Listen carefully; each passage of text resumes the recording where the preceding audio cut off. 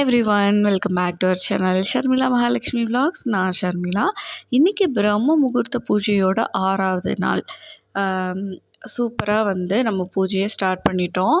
யாருக்கெல்லாம் இந்த மாதிரி பிரம்ம முகூர்த்த டயத்தில் பூஜை பண்ணணுன்ற விருப்பம் இருக்கோ கண்டிப்பாக ட்ரை பண்ணுங்கள். அதுவும் மார்கழி 1லேருந்து நீங்கள் பூஜை ஸ்டார்ட் பண்ணும்போது உங்களுக்கு பயங்கர பலன் அதில் இருக்குது. நான் ஆஸ் யூஷுவல் 3:30 அந்த மாதிரி எழுந்திரிச்சிட்டு தண்ணிலாம் காய வச்சுட்டு அப்படியே கொஞ்சம் ரெஃப்ரெஷ் ஆகிட்டு வாசல்லையும் போயிட்டு கோலம் போட போகிறேன். எனக்கு இந்த கோலம் போடுறது ரொம்ப ரொம்ப ரொம்ப பிடிச்சிருக்கு.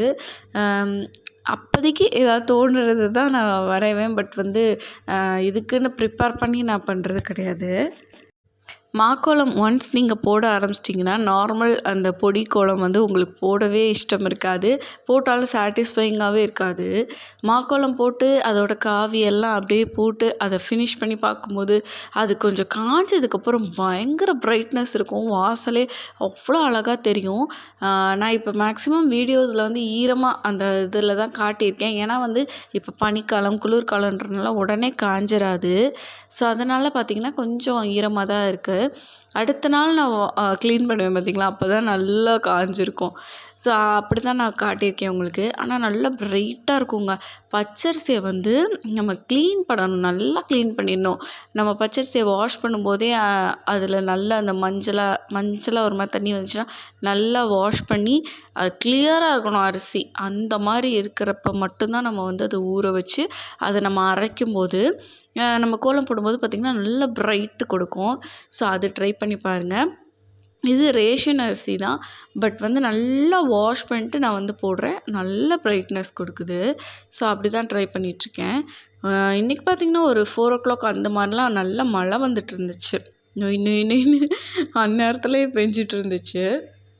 நான் பழைய பூவெல்லாம் எடுத்துகிட்டு சாமிக்கு புதுசாக ஃப்ரெஷ்ஷாக பூ வச்சுட்டு இருக்கேன். 2 days ஒன்ஸ் அந்த மாதிரி வைப்பேன். எல்லோரும் டெய்லி மாற்ற சொல்கிறாங்க. பட் இப்போ குளிர்காலன்றனால கொஞ்சம் பூவெல்லாம் வாடாமல் இருக்கனால நான் 2 days ஒன்ஸ் மாற்றிட்டுருக்கேன். ஆனால் டெய்லி பூ மாற்றுறது நல்லது. சப்போஸ் நம்ம மாற்ற முடியல அப்படின்னா பூ இல்லாமல் கூட நம்ம சாமி கும்பிடலாம். இப்போ ஒரு நாள் வைங்க, செவ்வாய்க்கிழமை வைக்கிறீங்களா, புதன் வியாழனுக்கு நம்மகிட்ட பூ இல்லை, வெள்ளிக்கிழமை தான் வாங்குகிறோம் அப்படின்னா வெள்ளிக்கிழமை வச்சு பூஜை பண்ணுங்கள். சனிக்கிழமை அதை எடுத்துகிட்டு வெறும் பூ இல்லாமல் பூஜை பண்ணலாம். பட் காஞ்ச பூவோடு நம்ம பூஜை பண்ணக்கூடாது. ஏன்னா காஞ்ச பூ, இந்த வாடின பூக்கள், இலை, இது எல்லாத்துக்குமே பார்த்திங்கன்னா நெகட்டிவான எனர்ஜியை அப்சர்வ் பண்ணுறதுக்கான தன்மை இருக்குது. ஸோ அதனாலே என்ன பண்ணுவோன்னா அந்த ட்ரையான ஃப்ளவர்ஸ்லாம் உடனே எடுத்துடணும், ரிமூவ் பண்ணிடணும். நிறைய பேர் அதெல்லாம் சேர்த்து வச்சு மொத்தமாக ஆற்றுல போய் கரைக்கணும் அப்படியே சேர்த்து சாமி ரூம்குள்ளே வைப்பாங்க. ஸோ அதுவே பெரிய நெகட்டிவிட்டி தாங்க. எல்லாத்தையும் சேர்த்து எடுத்து போடுங்க, இல்லைன்னா ஏதாவது செடிகளுக்கு அந்த மாதிரி கூட போட்டுருங்க. அந்த சாமி ரூம்லேயே வச்சுக்காதீங்க. அதுக்கப்புறம் பார்த்திங்கன்னா பிரம்ம முகூர்த்தத்தில் ஏற்றுற 5 விளக்குக்கு திரி மாத்துறேன். திரி அதுவாக எண்ணெய் தீர்ந்து ஆஃப் ஆகணும். ஸோ அப்படி ஆஃப் ஆகும்போது ஊடுத்திரிலாம் விழுந்துருக்கும்ல. ஸோ அதனால் புது திரி மாற்றிடுறது ரொம்ப நல்லது. டெய்லி நம்மளால் திரி மாற்ற முடியாட்டியும் 2 days ஒன்ஸ் அப்படின்லாம் மாற்றலாம், ஒன்றும் தப்பு இல்லை. எண்ணெயும் இப்போ திரி மாற்றுறீங்க டெய்லி அப்படின்னா கண்டிப்பாக எண்ணெயும் மாற்றணும். ஸோ அந்த வழக்கம் இருக்குது எங்களுக்கு. டெய்லி திரி மாற்றினா தான் பிடிக்கும் அப்படின்னா எண்ணெயும் நீங்கள் மாற்றி தான் ஆகணும். ஸோ என்ன பண்ணுவேன்னா ஃபுல்லாக அந்த எண்ணெய் ஃபுல்லாக எரிஞ்சு ஆஃப் ஆனதுக்கப்புறம் நீங்கள் அடுத்த நாள் புதுசாக திரி போட்டு புதுசாக எண்ணெய் ஊற்றி அந்த மாதிரி பண்ணிக்கலாம். ஆனால் நிறைய பேர் சொல்கிறாங்க, ஒன்று அந்த திரியில் அந்த எரிஞ்ச பகுதியை மட்டும் பிச்சுட்டு திரும்ப அதை யூஸ் பண்ணிக்கலாம் அப்படின்ட்டு. பட் என்னையை பொறுத்த வரைக்கும் நான் எப்படின்னா, இப்போ பிரம்ம முகூர்த்த பூஜைக்கு ஒரு 5 விளக்கு ஏற்றுறேன்ல, அதில் மட்டும்தான் அதுவாக ஆஃப் ஆகும்போது ஊடுத்திரி விழுந்திருந்ததுனால நான் 5 திரியும் திரும்ப மாற்றுறேன். பட் அது நல்லா இருந்துச்சு அந்த திரி அப்படின்னா அப்படியே தான் நான் ஏற்றிக்க போகிறேன். ஸோ இதில் எனக்கு பெருசாக தப்பாக இருக்க மாதிரி தோணலை. அதே மாதிரி அந்த விளக்கு எல்லாத்தையும் அதுவாக ஆஃப் ஆகணும். நம்ம எப்போவும் ஏற்றுற விளக்கு ஆஃப் கரெக்டாக 1 hour அந்த மாதிரி எரிய வச்சுட்டு மலை ஏற்றிக்கலாம். இது என்னன்னு பார்த்தீங்கன்னா, நான் வந்து கிறிஸ்மஸ் ட்ரீ வைக்கணும்னு எனக்கு ரொம்ப ஆசை. சரி ஒரு குட்டியா ஒரு சைஸில் வந்து சும்மா வீட்ல வச்சு பார்க்கலாம் அப்படின்னு தான் எனக்கு ஒரு ஆசைப்பட்டு, பிக் பாஸ்கெட்டில் நான் வந்து சும்மா சர்ச் பண்ணும்போது எனக்கு வந்தது. 2 ஃபீட்டில் வந்து இருக்குது. 199 அப்படின்னு போட்டிருந்துச்சு. சரி எப்படி இருக்குது அப்படின்னு பார்க்கும்போது ரிவ்யூஸ் எல்லாமே நல்லா இருந்துச்சு. அதோட வந்து இந்த அதில் ஹேங்கிங்ஸ்லாம் வந்து செட்டாகவே ஒரு 89 ருப்பீஸ் அப்படின்னு போட்டிருந்துச்சு. சரி ஓகே சீப்பாக தான் இருக்குது, கொஞ்சம் ட்ரை பண்ணி பார்ப்போம் நம்ம. எனக்கும் இந்த மாதிரி கிறிஸ்மஸ் ட்ரீ டெக்கரேஷன்ஸ்லாம் ரொம்ப பிடிக்கும்.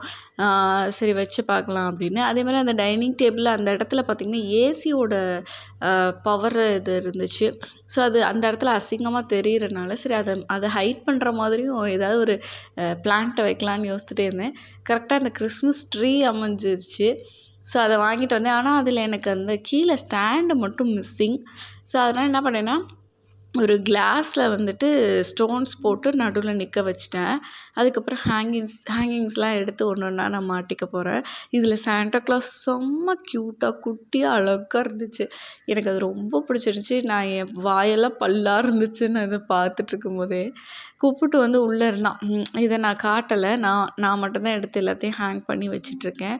ஃபஸ்ட்டு இதெல்லாம் மாட்டிட்டு அதுக்கப்புறம் லைட்டு செட் பண்ணணும் அப்படின்னு சொல்லி பார்த்து ஒன்று ஒன்றா டெஸ்ட் பண்ணி பார்த்தேன். என்ன மாதிரி லைட் வைக்கலாம் அப்படின்ட்டு. நான் அந்த மாதிரி குட்டி குட்டி லைட்ஸ் வச்சுருக்கேன் இல்லையா, ஸோ அதை வச்சு பார்த்தேன். பட் எனக்கு அவ்வளோ பிரைட்டாக தெரில. அதுக்கப்புறம் திரும்ப சீரியல் அந்த லைட்ஸ் இருக்கு இல்லையா, ஸோ அந்த லைட்ஸு வச்சு கொஞ்சம் பேட்ரி போட்டு அதெல்லாம் வச்சு பார்த்தேன். செம்ம க்யூட்டாக இருந்துச்சு பார்க்குறதுக்கும். நைட் வியூலையும் சூப்பராக இருந்துச்சு. லைட்லாம் ஆஃப் பண்ணிட்டு பார்க்கும்போது செம்ம அழகாக இருந்துச்சு. ஸோ எனக்கு வந்து குட்டியாக வச்சாலும் எனக்கு ரொம்ப சாட்டிஸ்ஃபைங்காக இருந்துச்சு. ஸோ அதுக்கப்புறம் பார்த்திங்கன்னா நைட் ரொட்டீன் தான். நம்மளோட ரெகுலர் ரொட்டீன் க்ளீனிங் தான். ஸோ க்ளீனிங்க்கு ஸ்டார்ட் பண்ணியாச்சு. என்னை பொறுத்த வரைக்கும் டெய்லி க்ளீன் பண்ணி வைக்கிறது வந்து ரொம்ப ரொம்ப ஹைஜீன். கிச்சனை கண்டிப்பாக க்ளீன் பண்ணணும். நான் என்ன பண்ணுவேன்னா, பூஜை பண்ணுற டயத்தில் கண்டிப்பாக வீடு சுத்தமாக இருக்கணும்னு நினப்பேன். அதனாலேயே பார்த்திங்கன்னா விடிய காலையில் நம்ம பூஜை பண்ணுறனால கிச்சன் வீடு ஃபுல்லாக கூட்டி விட்டு மாப் போட்டு சுத்தமாக வச்சுட்டு தான் எனக்கு தூக்கமே வரும். இல்லைனா 1 மணி ஆனால் கூட எனக்கு தூக்கம் வராது. ஐயோ க்ளீனாலேயே காலையில் விளக்கேற்றணுமே அந்த மாதிரி தோணிடும். ஸோ நான் என்ன பண்ணுவேன்னா 9, 10 மணி அந்த டயத்துலலாம் ஃபுல்லாக க்ளீனிங் ஒர்க் ஸ்டார்ட் பண்ணிடுவேன். பிஃபோரே வந்து சாப்பிட ஆரம்பிச்சுட்டு அதுக்குள்ளே முடிச்சுட்டு ரெஸ்ட் எடுக்கிற மாதிரி பார்த்துப்பேன். அதே மாதிரி நிறைய பேர் வந்து லோவாக ஃபீல் பண்ணுவோம். கண்டிப்பாக நானுமே லோவாக ஃபீல் பண்ணியிருக்கேன். நம்ம என்ன பண்ணாலும் அதுக்கான ஒரு ரெகக்னிஷனே கிடைக்காது. சும்மா வீட்டில் தானே இருக்கோம் அப்படின்ற மாதிரியான தாட்ஸ் தானே எல்லாருக்கும் இருக்கும். அப்படிலாம் நானும் யோசிச்சிருக்கேன். பட் வந்து அடுத்தவங்க நம்மளை வந்து பாராட்டணும், நம்மளை வந்து அப்ரிஷியேட் பண்ணணும் அப்படின்னு நான் வந்து நினச்சதே இல்லை. நான் வந்து நிறைய கொடுப்பேன், நிறைய மோட்டிவேட் பண்ணுவேன். யாராக இருந்தாலும் மோட்டிவேட் பண்ணி என்னோடய வாட்ஸ்அப் ஸ்டேட்டஸ் பார்த்தா கூட மோட்டிவேஷ்னலாக தான் இருக்குமே தவிர லோவாக நான் ஃபீல் பண்ணுற மாதிரி ஒரு ஸ்டேட்டஸ் கூட வைக்க மாட்டேன். நம்ம 10 பேர் பார்க்குறாங்களா, 10 பேரும் நம்ம ஸ்டேட்டஸை பார்க்கும்போது பயங்கர மோட்டிவேட் ஆகணும். ஸோ அந்த தாட்டில் தான் இருப்பேன்.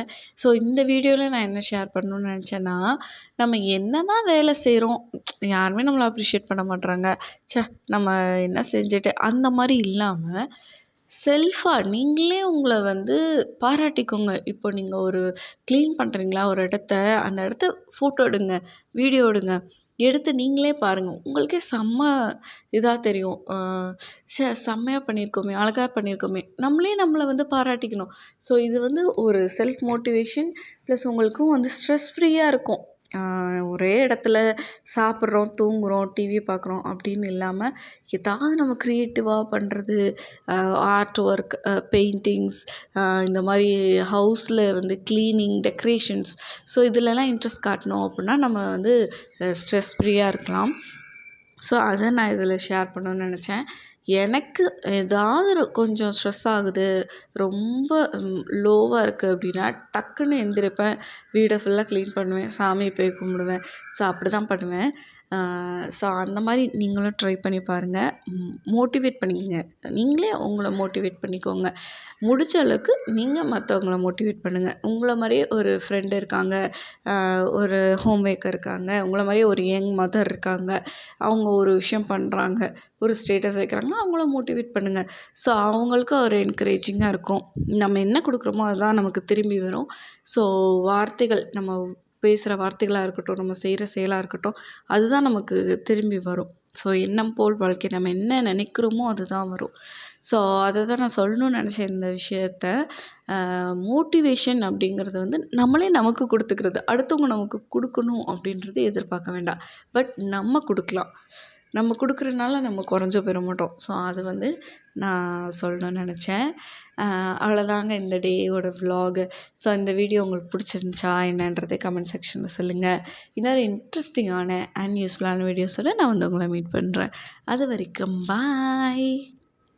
சாரி, சொல்ல மறந்துட்டேன். தயவு செஞ்சு புதுசாக வீடியோஸ் பார்க்குறீங்களா, நம்ம சேனலை சப்ஸ்கிரைப் பண்ணிவிட்டு அப்படியே நோட்டிஃபிகேஷன் அந்த பெல் ஐக்கான் இருக்குல்ல, அதையும் கொஞ்சம் கிளிக் பண்ணி வச்சிட்டிங்கன்னா உங்களுக்கு நோட்டிஃபிகேஷன் வந்துடும். ஸோ அதையும் செஞ்சுட்டு போங்க.